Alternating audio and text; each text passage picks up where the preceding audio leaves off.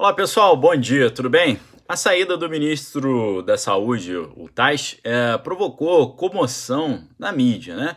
Mas, ao contrário do que está todo mundo dizendo aí no circuito da informação tradicional, pode ser, na verdade, em vez de um grande problema, pode aparecer como uma grande janela de oportunidade. Isso porque a questão do debate aí com relação às medidas de isolamento, com relação aos medicamentos usados aí no combate a essa crise, estão no centro dessa diferença aí que acabou levando à retirada ou à saída do ministro Tais, né?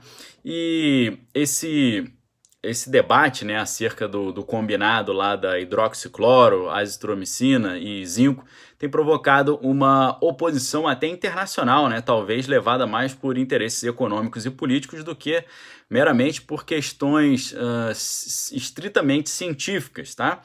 E o que é interessante é nós vermos que numa entrevista recente agora para o programa Os Pingos nos Is, né, a doutora Anice Yamaguchi, que está até sendo cotada para substituir o Taish lá no Ministério da Saúde, ela mostrou, contrariamente aos argumentos ventilados nos meios de comunicação, que a hidroxicloro, né, a bolsoquina, não é um medicamento novo, né? Ela fez uma lembrança que é patente, que é óbvia, né? Pelo contrário, já foi usado por mais de 1 milhão de pessoas para tratamento de várias enfermidades mundo afora, sejam elas enfermidades ali como lúpus, né? E também questões ali reumatológicas, né?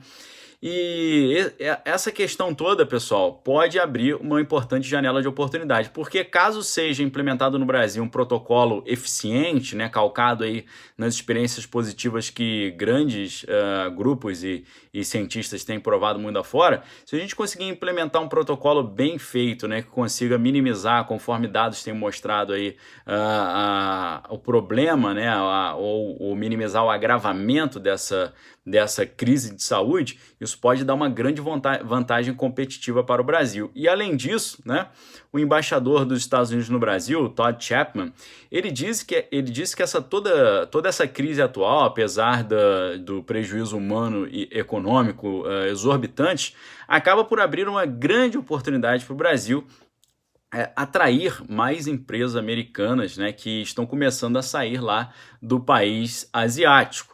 Essa declaração, por exemplo, foi dada nessa última quarta-feira, dia 13, numa entrevista coletiva por videoconferência que foi dada a jornalistas da região nordeste do país, tá? E é importante a gente lembrar que os Estados Unidos são um dos grandes países que realizam investimentos diretos aqui no Brasil, o conhecido como IDP, né? Que, segundo o Banco Central, é nada mais, nada menos que a categoria de investimento que ganha maior destaque no relacionamento econômico e financeiro do Brasil com o resto do mundo. E se a gente olha também os últimos dados disponíveis nos relatórios de investimento direto de 2019 do Banco Central, nós vemos que as empresas dos Estados Unidos, por meio dos seus controladores, inseriram, né, ou injetaram mais de 118 bilhões no Brasil em 2018, contra apenas 21 bilhões dos orientais lá do Dragão Vermelho. E a gente entende melhor essa janela de oportunidade que está diante de nós quando nós lemos, por exemplo, o artigo do Felipe Hermes, né, que saiu no Infomoney, a oportunidade do Brasil pós-crise, né? E ele lembra que em 1941, o austríaco radicado no Brasil, Stefan Zweig, ele publicou o seu livro mais conhecido, que é o Brasil, o País do Futuro, né? E é exatamente isso, né? O Brasil, o país do futuro.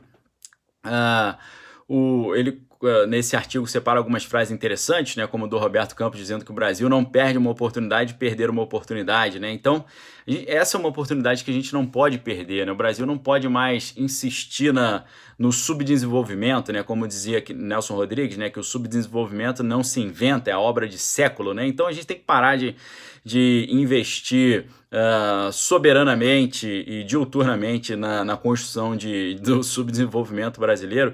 Precisamos passar a oportunizar essas situações que se colocam diante de nós, né? A gente tem como exemplo positivo, né, o agro brasileiro, que continua sendo a parte do Brasil que mais deu certo, né?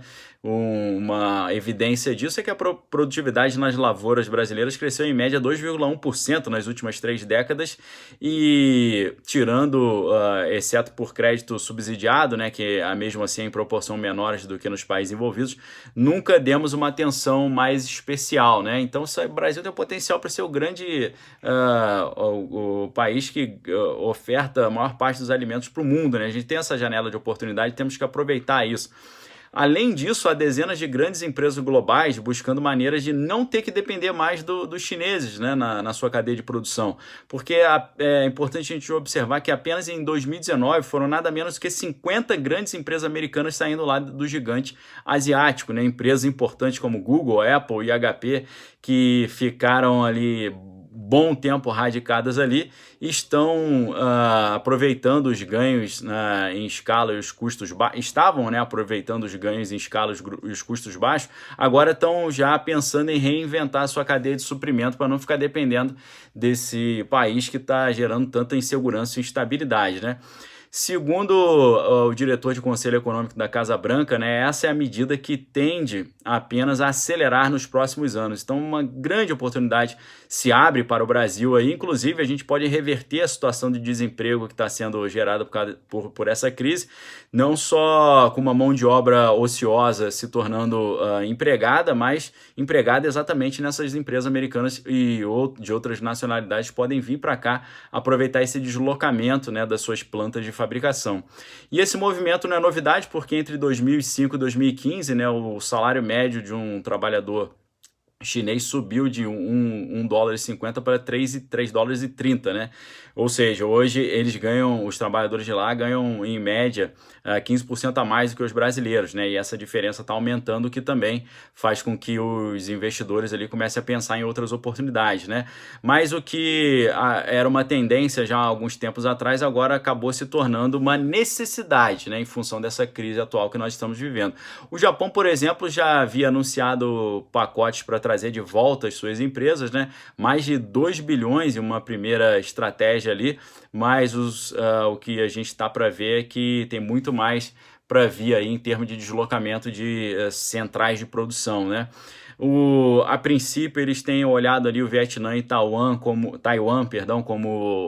objetos ali dos seus próximos investimentos, porque são países que fizeram o seu dever de casa também e melhoraram suas questões de educação, segurança jurídica e estabilidade política, né? Para o Brasil, então, essa oportunidade é um ótimo sinal e, como ressaltou o Wall Street Journal, né, o destino mais óbvio, para essas empresas americanas seria o México, né?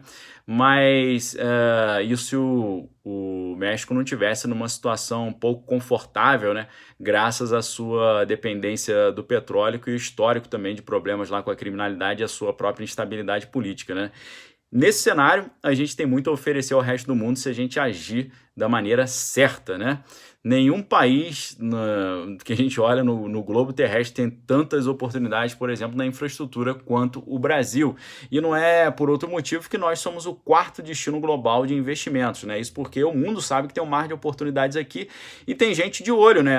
Se você for olhar com calma, você vai ver que tem uma disputa entre os chineses e os americanos para quem vai firmar a parceria com o Brasil e aproveitar essas enormes oportunidades que se colocam diante de nós, né? Nós temos uma chance aqui talvez imperdível, né?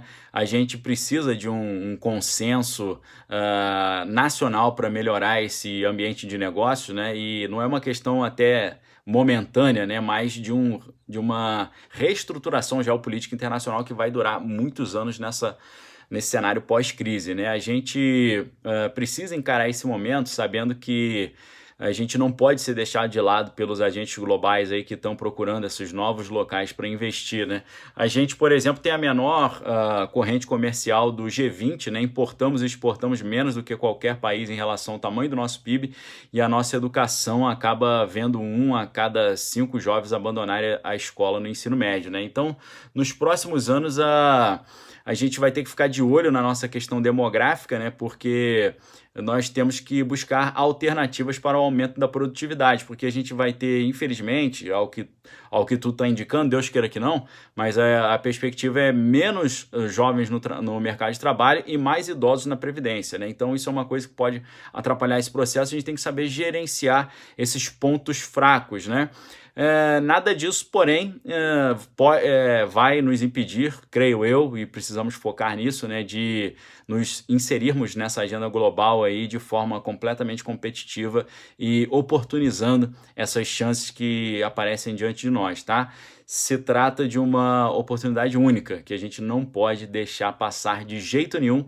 Então, deixo uma palavra aqui de ânimo para vocês, mostrando que o Brasil, né, sempre tem figurado como uma economia fechada. Isso atrapalha em muitos casos, mas dentro de uma situação de crise global como essa até nos protege um pouco. Então, temos aí grandes oportunidades, tá? O mundo está procurando novos lugares para colocar suas fábricas, retirando lá do Extremo Oriente por causa dessas incertezas e instabilidades lá. Então, uma oportunidade imperdível para todos nós. Pode ser que essa mudança também no Ministério da Saúde traga uma chance de reposicionar a nossa estratégia diante dessa crise de saúde para que a gente possa dar mais segurança para o povo e mais conforto para a população e mais estatísticas positivas aí diante dessa luta contra esse inimigo invisível, tá bom, pessoal? Uma mensagem de esperança aí para você nesse sábado, desejo um ótimo sábado para vocês. Se você quiser se tornar membro do canal, fica o convite. Você pode clicar aqui embaixo no primeiro link na descrição do vídeo, se tornar membro e ter acesso ao nosso conteúdo direto do bunker. A gente, no último vídeo, por exemplo, eu falei sobre os documentos secretos do governo americano, chamado Q Clearance, né? Os documentos classificados como Q, e mostrando por que até mesmo os presidentes americanos não sabem de muita coisa desses documentos secretos, porque a classificação Q vai de Q1 até Q33 e, ao que tudo indica, o presidente americano só tem acesso até os documentos Q17. Então tem toda uma gama de documentos que os presidentes simplesmente não têm acesso, né? Então a gente está falando muito nesse grupo privado aí do clube de canais aqui do Daniel Lopes, falando sobre questões de programação mental, né, propaganda, guerra assimétrica, operação psicológica, várias situações legais. Lembrando também que a livraria Daniel Lopes está com uma promoção muito legal. A gente tem aqui os livros do Ludwig von Mises, Marxismo Desmascarado, Mentalidade Anticapitalista, para você entender o cenário global que a gente falou muito no vídeo de hoje, né, do Partido das Sombras ao Governo Clandestino, David Horowitz. O livro do professor Olavo de Carvalho, Estados Unidos e a Nova Ordem Mundial, debate com o professor Alexander Dugin, 50% de desconto, saindo de 54 por 27. A gente tem também a Nova Era Revolução Cultural, do professor Olavo, muito a ver também com o que a gente está vendo, 39% de desconto, de 54 por 33. E para entender toda essa estratégia de manipulação da informação, Ladislav Bittman, o autor, nesse livro aqui, KGB, a Desinformação Soviética, 45% de desconto, de 69 por 38. O livro do tenente-general Yom Mihai Patipa, Desinformação, aqui, muito importante também, 37% de desconto, de 89 por 56, promoção por tempo limitado. Se você quiser entender as bases do conservadorismo, é indispensável a leitura do Edmund Burke, Reflexões sobre a Revolução na França, 48% de desconto, de 74,90 por 38, tá bom? Um abraço, ótimo sábado para vocês, examine todas as coisas e retém que é bom. Se você já é inscrito no canal, verifique se a sua inscrição está ativa. Se não é inscrito, fica o convite para você se inscrever. E caso tenha gostado do vídeo, não deixe de dar o seu like, tá? Obrigado pelo apoio aí, pela audiência, me ajude a divulgar esse vídeo, porque passando assim um fio de esperança, a gente pode criar uma espiral positiva aí, de um círculo virtuoso para que as pessoas possam dar a volta por cima, porque o medo e a mentalidade negativa freiam e destroem a esperança e destroem a nossa vitalidade. Então a gente tem que tomar cuidado com isso. Um abraço, pessoal, valeu!